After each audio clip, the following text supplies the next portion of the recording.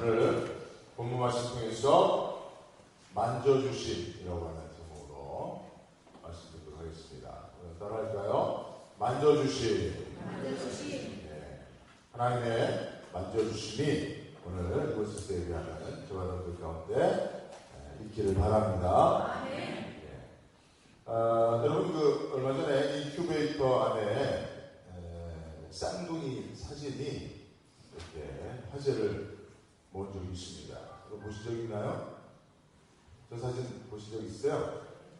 여기 보니까 쌍둥이가 태어났는데 오른쪽에 있는 게 언니예요, 언니. 그리고 왼쪽에 있는 동생인데 동생이 쌍둥이로 태어난 동생이 몸이 좋지 않은 거예요.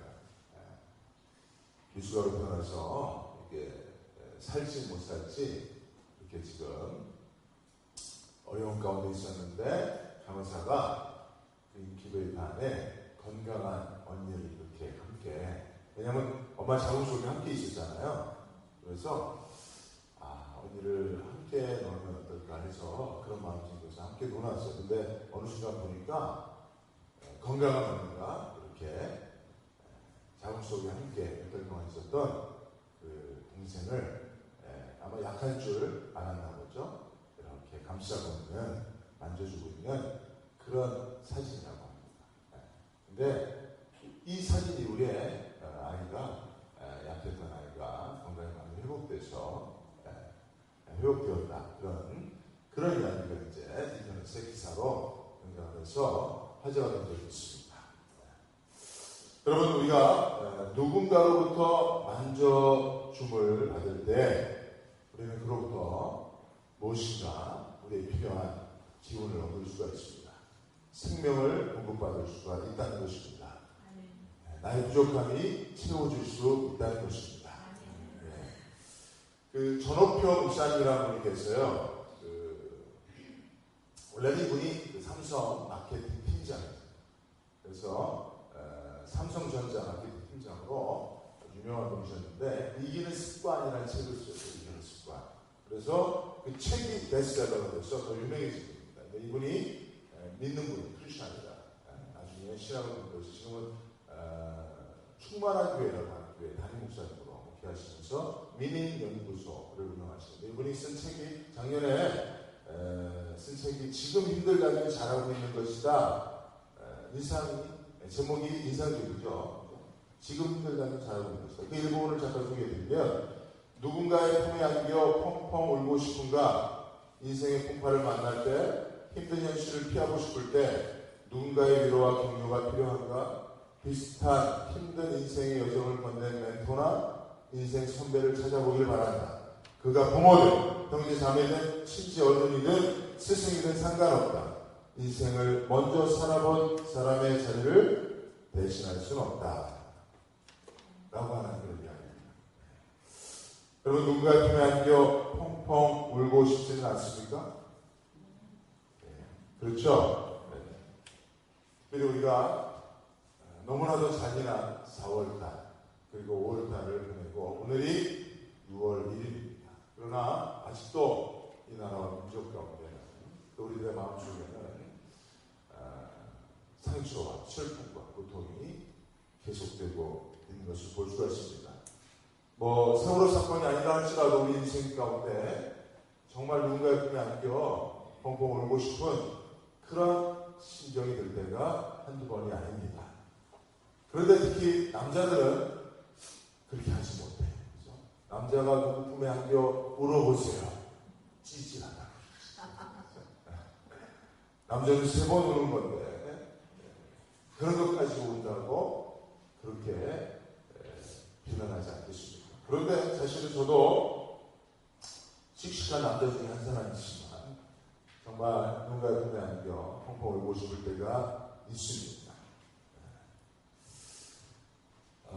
여러분, 부디 바라는 것은 여러분들이 이 말씀을 통해서 특별히 6월달에 계속되어지는 이 시리즈 하나님의 만져주심이라고 하는 저를 통해서 주님 품에 안겨 여러분들의 마음의 슬픔과 고통을 다 위로받으실 수 있길 바랍니다.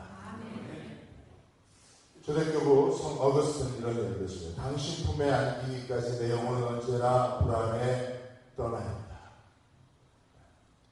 맞는 말 같습니다. 여러분, 우리가 주님 품에 안겨 주님의 어루만져 주심을 경험하기 전까지 우리는 늘 불안할 수밖에 없습니다.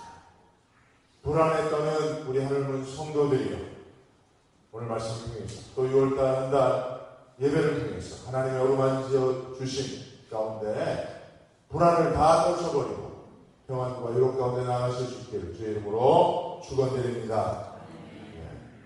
그래서 오늘도 하나님을 만져주시고 특별히 엘리야를 만져주심이라고 하는 제목으로 설교할 때 첫 번째, 여러분 하나님의 만져주심을 위해서는 먼저 만나주심을 경험해야 한다는 것입니다. 여러분 만져주심 앞에 뭐가 있어요? 만나주심이 있습니다. 사실은 만져주심은 만나주신 이후에나 가능한 것입니다. 자, 그러면 어떻게 하나님 만날 수 있을까요? 하나님을 만나야 그 다음에 만져주심으로 더 깊은 차원의 구조로 나갈 수 있는데, 어떻게 우리가 하나님을 만날 수 있는가? 여기서 우리가 깨달아야 하는 한 가지 사실은, 만나주심은 누가 시작한다고요? 하나님이 시작하는 것입니다. 사실 하나님을 만나기 위해 먼저 스스로 하나님 앞에 나오는 사람은 거의 없습니다. 대부분은 하나님이 꼭 하나님이 필요한 사람들에게 찾아가 만나주심으로 하나님과의 만남이 이루어지는 겁니다. 할렐루야. 네. 여러분 오늘 본문의 5절 말씀에서 보면 엘리야가 로된 나무 아래 누워 자빠져 자고 있을 때 누가 엘리야를 찾아왔습니까? 하나님의 천사. 여러분 구약에 등장하는 천사는 삼위일체 하나님 가운데 한 분으로 우리가 이해하면 됩니다. 그렇죠? 그러니까 하나님이 찾아오신 거예요. 6절과 7절 말씀에도 보면 엘리야가 먹고 또다시 자빠져 자고 있습니다. 하나님께서 만나주셔서 이렇게 세우셨는데, 그래서 힘을 얻고 다시 갈 길을 가게 하셨는데 또 먹고 자는 거예요. 먹고 자고 먹고. 그만큼 엘리야가 심신 피곤해 있었던 것이 분명합니다. 그랬을 때 다시 천사가 엘리야를 말씀해 보면 다시 찾아옵니다. 하나님께서 엘리야를 찾아와 만나주셨고 또 다시 찾아와 만나주실 줄로 믿습니다. 할렐루야. 하나님이 찾아와 만나주십니다. 하나님과의 만남은 늘 이런 식으로 이루어집니다. 하나님이 먼저 찾아오십니다. 그래서 옆구리 콕콕 찔러주시고 우리 마음문을 두드려 주시는 것입니다. 그리할 때 우리는 무엇하면 되는가? 예하면 되는 거예요. 주님이 부르실 때 나아가면 되는 것입니다. 가서 하나님과의 만남을 만나면 되는 것입니다. 믿으시기 바랍니다. 얼마 전에 제가 한번 말씀드린 적이 있는데 꼭 찾아오신 분이 있어요. 오늘 나오시고 했는데 다음 주에 나올게요 하시는 분인데 못 나오셨어요. 참 저도 보면 참 바보 목사인 것 같아요. 그렇게 속아도 계속 속아. 한 10여 년을 다음 주에 나온다는 얘기에 속았는데 또 믿고 있었잖아요. 또 믿고 또 속는 거지. 그죠? 다음 주에 난 또 속을 겁니다. 나오시다고 했는데 못 나오신 거예요. 사정이 계시죠. 여러분, 한 영혼이 하나님의 부르심을 받고 하나님을 만나고 하나님의 만져주심으로까지 나오기에 할 때에 누가 역사하죠? 사단이 역사합니다. 강력하게 사단이 그 발걸음을 하나님께로 향하지 못하도록 역사합니다. 그래서 기도해야 하는 줄로 믿습니다. 성령의 역사죠. 악령의 역사를 성령의 역사가 더 강하게 나타나서 그 역사가 망하여 주죠. 기도해야 하는 것입니다. 그분이 교회 처음 나오셨는데 말씀을 잘 듣고 그리고 집이 멀어서 가야 한다고 하시기에 기도를 좀 부탁하더라고요. 인도하셨거든요. 그래서 우리 오병익장님 인도하셨는데 그래서 제가 기도를 했어요. 기도했더니 강력한 하나님의 만져주심이 역사하더라고요.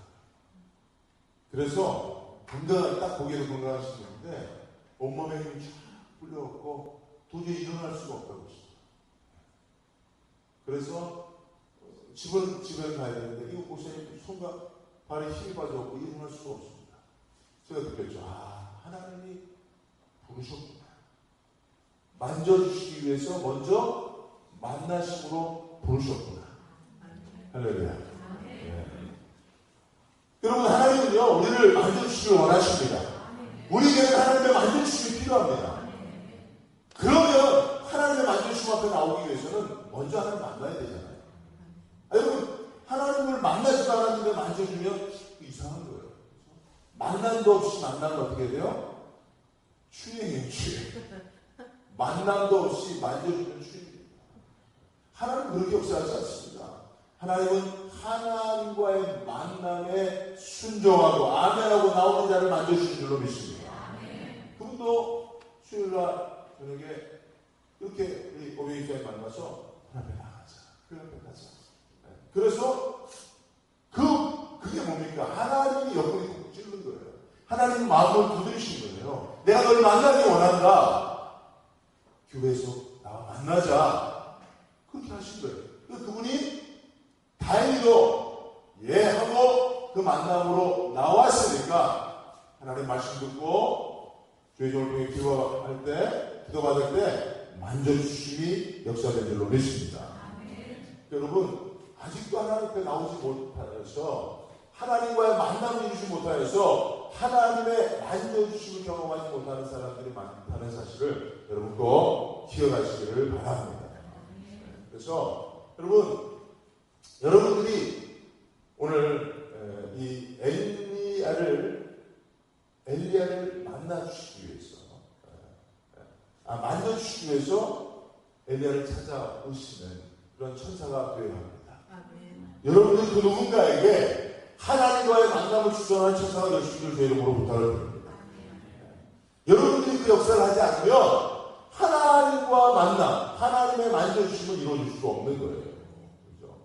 여러분, 누구든지 하나님 앞에 나와 하나님을 만나면 만져주심을 경험하게 됩니다. 오늘도 여러분 하나님의 만져주실 때까지 나가시길 바랍니다. 안타까운 것은 하나님 앞에 나왔지만 그냥 나온 것으로 만족하고 그 만족심으로 나가지 못하는 것이에요. 사람을 여러 만나게 했는데 만났는데 딴소하는 거예요. 만났으면 여러분 이 시간 이곳은 하나님을 만나는 곳입니다. 하나님을 주목하시기 바랍니다. 사람을 만났는데 졸고 있어요. 미팅 자리에 나가서 소개팅 자리에 나가서 딴소하고 있어요. 핸드폰 보고 딴짓하고 있어요. 앞을 바라보고 있는데 딴 생각하고 있어요. 잘못된 겁니다. 그런 만남조차도 이루어질 수 없는 거예요. 그렇죠? 여러분, 하나님과의 만남을 습관화해서 하나님 앞에 나오면 자동적으로 딴 생각하는 거, 자동적으로 그죠? 완전히 일레스트레스, 졸고 이런 거 잘못된 거예요. 그러면 100만 번 하나님 앞에 나와도 하나님의 만져주심을 경험할 수 없어요.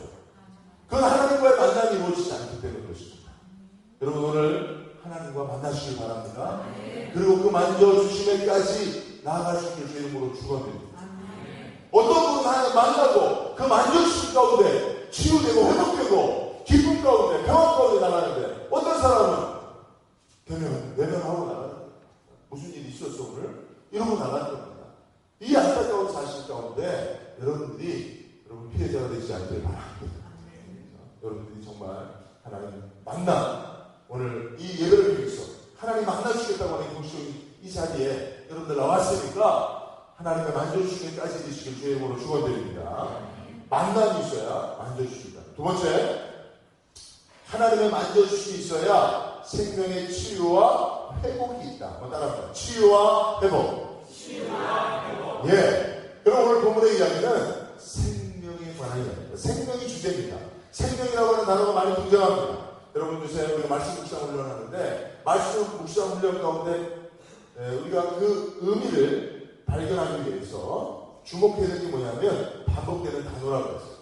오늘 본문의 말씀 보면 2절, 3절, 4절, 10절, 14절에 총 5번이나 반복적으로 등장하는 단어가 있는데 무엇이라고요?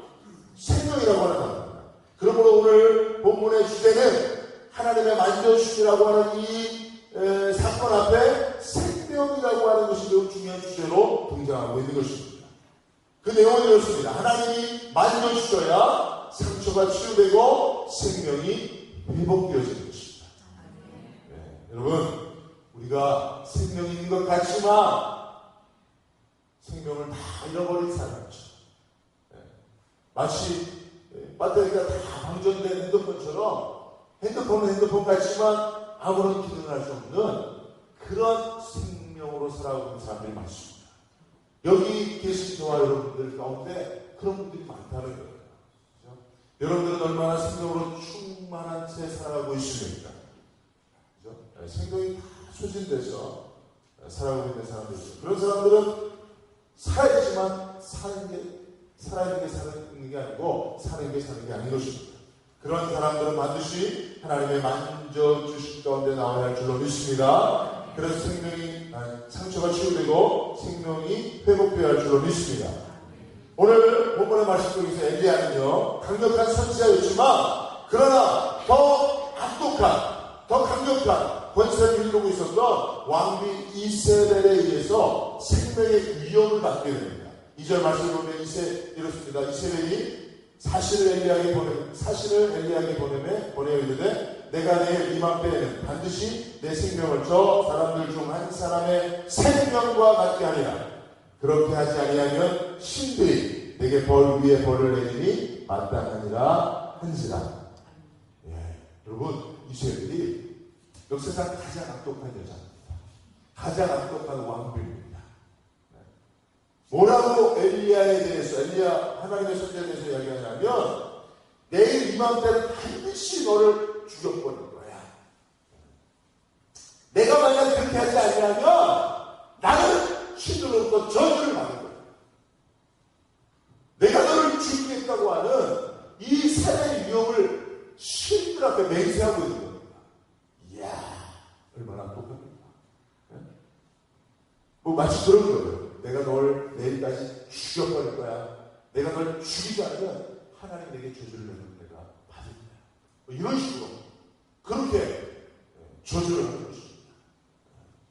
이러한 강력한 생명의 위협 앞에, 살해 위협 앞에 엘리야는 자신의 생명을 지켜줄 그 어떤 보호자와 조력자를 만나지 못합니다. 그래서 홀로 자신의 생명을 지키기 위해서 동분서주하고 애를 씁니다. 그러나 자신의 수고한 노력으로도 왕비가 동원하는, 그죠? 그 힘을, 그 권세를 막을 수 있는 그런 보상이 되지 않으니까 크게 낙심한 가운데 있었다. 그래서 4절에 이렇게 고백합니다. 자기 자신은 광야로 들어가 한 길쯤 가서 죽기를 원하여 이르되, 이게 엘리야의 고백입니다. 여호와여, 넉넉하오니 지금 내 생명을 거두시옵소서. 나는 내 조상들보다 낫지 못합니다. 라고 고백하고 있어요. 여러분, 이 엘리야의 고백은 어떤 의미입니까? 하나님! 다 됐어요. 이제 끝났어요. 하나님, 이제 나 다 살았어. 이제 충분해요. 더 살고 싶은 그런 의사도 없어요. 생각도 없어요. 지금 내 생명을 거둬갔어요. 나는 내 조상들보다 낫지 못하는 게 뭐예요? 죽어있는 사람, 조상들은 다 죽었잖아요. 나는 죽어있는 사람들보다 낫지 못합니다. 나는 살아있지만 차라리 죽는 것이 낫습니다. 내가 선지하기 때문에 내가 스스로 죽지 못하는 게 하나님이 나를 죽여줘요. 죽여줘요! 이러고 있는 거예요. 그러면 엘리야가 얼마나 크게 낙심되고 절망 가운데 있으면 내가 스스로 죽지 않아도 이스라엘 왕비가 보낸 자기들에 의해서 내가 비참하게 처참하게 고통 가운데 죽을 걸 생각하니까, 그리고 이런 위험 가운데 아무도 나를 도와줄 사람이 없다고 생각하니까 그냥 하나님 원망하고, 차라리 하나님이 죽여줘요. 거의 자살하기 일보 직전에 그런 심각한 낙심 가운데 빠져 있는 사처럼 엘리야가 그렇게 고백하고 있는 것입니다. 여러분, 엘리야의 이런 모습들을 한번 생각해 보시면서 저와 여러분들도, 우리들도 이러한 때가 있지 않은가, 아니 우리들의 일상이 이와 같지는 않은가 한번 생각해 보시길 바랍니다. 요새 저를 만나고 싶어하는 사람들이 많아요. 제 해병대 동기들이 얼마 전에 전화 와서 다음 주 토요일 날 제주도에서도 올라오고 진해에서도 올라오고 창원에서도 올라오고 다 올라와서 저를 만나기 위해서 모이기로 했는데, 이야, 난 토요일 날은 주일 때문에 안 된다. 그래도 자기들도 다 직장 있는 사람들이니까 어차피 토요일날 저를 보러 오게 되니까 알아서 하라고. 뭐 그런 친구들, 뭐 또 고등학교 친구들, 대학 친구, 동창들 이렇게 가끔 만나보면 지금 다 50 졸업반이거든요. 50 졸업반. 근데 여러분 우리나라 사회에서 50대를 사는 사람들이 정말 힘듭니다. 얼마나 힘들게 사는지 몰라요. 그죠? 친구들 만나면요 다 하나같이 힘들어 죽겠다. 자식 때문에 힘들어 죽겠다. 그리고 이제 이 회사에서 직장 다니는 친구들은 퇴직하거든요. 50대 중반에 다 퇴직합니다. 그래서 이 퇴직에 대한 압박을 받죠. 그죠? 지금 회사에서 월급은 제일 많이 받고 있잖아요. 그죠? 한 20년 이상, 30년 가까이 다들 일했으니까 월급을 많이 받고 있는데 젊은 애들이 팍팍 올라와서 젊은 애들은 자기 월급의 반도 안 받는데 일은 더 많이 하잖아요. 그럼 회사에서 이 사람 시키겠습니까? 그죠? 젊은 사람들 한 사람 한 사람 가지고 두세 명 쓸 수 있으니까. 그러니까 나가라는 압박이 심한 거예요. 그러니까 그런 퇴직에 대한 압력을 받고 있죠. 그리고 급격히 무너져가는 건강 때문에 또 건강에 대한 두려움이죠. 그러니까 이게 사는 게 사는 게 아니에요. 엘리야처럼 너무 힘들잖아요. 이게 저는 목사로 살아가면서 하나도 힘든 게 없는 줄로 생각하나 봐요. 그러니까 저한테 하소연 하는 거예요. 목사 너무 힘들어. 목사님 좋겠다고. 우리는 얼마나 사회에서 힘들게 사는지 모른다고. 목사님은 잘 모르시 이런 얘기 합니다. 물론 뭐 제가 그들이 아니니 그들의 삶을 살고 있지 않으니 잘 모르죠. 그러나 이해는 합니다. 정말 힘들겠구나. 여러분 그들이 뱉는 고백이 엘리야의 고백과 똑같습니다. 사는 것이 너무 힘들어 죽는 것만 못한다고 하는 이 엘리야의 고백이 바로 오늘을 살고 있는 40, 50대 가장들의 고백이고 또 우리 모두의 고백들로 믿습니다. 여러분 그러면 이런 인생의 기쁜 쉬는 것 한식 속에서 벗어날 수 있는 방법이 무엇입니까? 하나님의 만져주심 앞에 나옵니다. 하나님의 그 인생을 만져주셔야 되는 것입니다. 엘리야가 하나님의 만져주심을 경험했습니다. 5절에 보면 오장나무 아래에서 누워자더니 천사가 그를 어루만지며 그에게 이르되 일어나서 먹으라 하는지라. 7절에 보면 여호와의 천사가 또 다시 와서 어루만지며 이르되 있습니다. 여러분 하나님의 천사에 만져주신 이후에 엘리야는 생명의 치유와 회복을 경험하고 다시 위대한 선지의 삶을 계속 살아갈 수 있게 되었는 줄로 믿습니다. 우리가 여러분 엘리야와 같은 이 깊은 낙심과 탄식, 절망, 신음 가운데 있을 때 하나님의 만져주심을 경험해야만 다시 우리에게 주어진 삶을 힘있게 살 수 있게 되는 줄로 믿습니다. 그래서 하나님의 만져주심은 오늘 사는 모든 상처와 고통 속에 좌절하며 사는 현대인들에게, 저와 여러분들에게 절대적인 필요라고 하는 사실을 여러분 꼭 믿으시기 바랍니다. 어제 그러니까 아침에 일찍 우리 사모한테 전화가 왔어요. 그래갖고 전화를 한참 받고 들어오더니 오히려 아침에 일찍 온 전화 때문에 기분이 좋아지더라고요. 보통 토요일 날은 좀 늦게까지 새울 필요 없으니까 잘 쉬는 시간들인데 보통 그때 일찍 전화 안 되면 짜증나는데 기뻐하더라고요. 알고 봤더니 그 언정이 어머니 혹시 기억하세요 여러분? 언정이 어머니 기억하세요?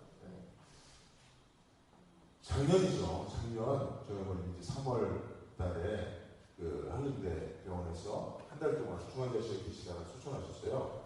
그러니까 그때 만난 자매가 이름이 언정이. 네? 한림대병. 한림대병. 그 언정인데 그때 이제 어떻게 되냐면 중환자실 하루에 2번씩 면회를 할 수밖에 없잖아요. 그럼 이제 가족들이 중환자실에 가족이 있는 그 가족들이 기다린단 말이에요. 기다리는데 늘 어떤 작은 아주머니 한 분이 기다리시는 거예요.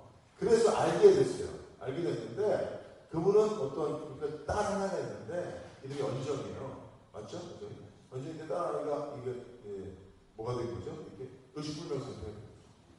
그래서 완전히 뇌출혈 때문에 쓰러져서 의식이 없는 가운데 계속 계속 몇 달 동안 있었던 거예요.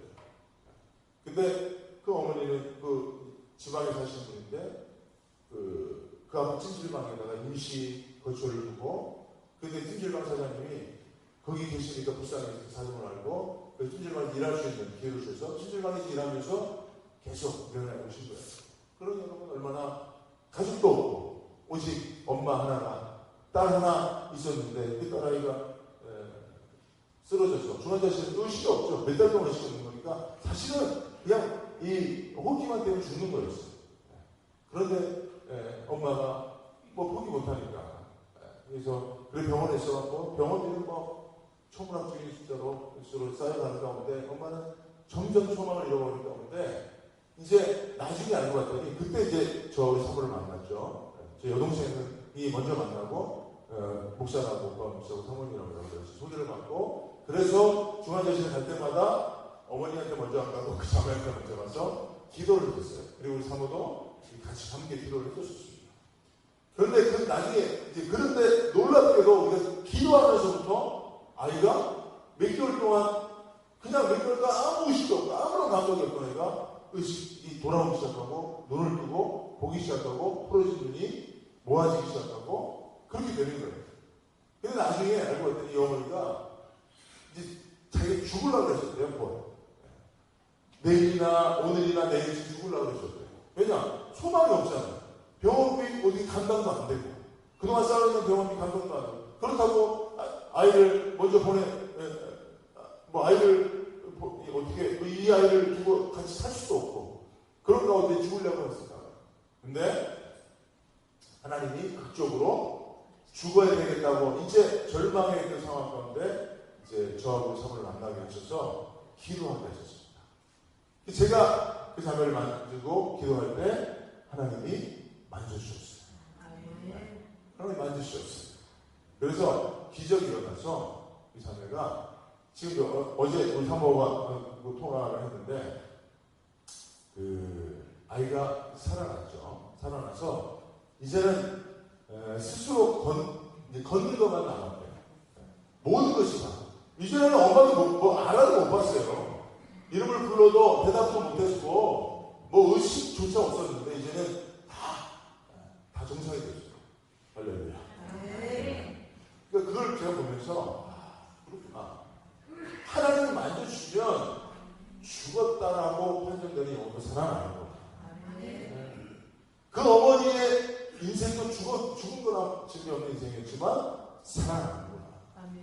그럼 이 하나님 만져주시면 이게 필요한 거예요. 하나님이 만져주셔야 삽니다. 절망이 희망이 되는 거죠. 소망이 생기는 거예요. 여러분 우리 인생도 그 자매 인생과 크게 다르지 않습니다. 그냥 호흡을 하고 있지만 삶이 없는 거예요. 정말 보람된 삶이 없어요. 그냥 하루하루 버텨가는 거예요. 계속 부채가 쌓이는 우리 인생에 이렇게 하루하루 살아가면서 긍정적인 아름다운 열매들이 쌓여가는 게 아니고 그냥 배설물과 같은 것들이 쌓여가는 것, 그게 우리 인생일 수 있습니다.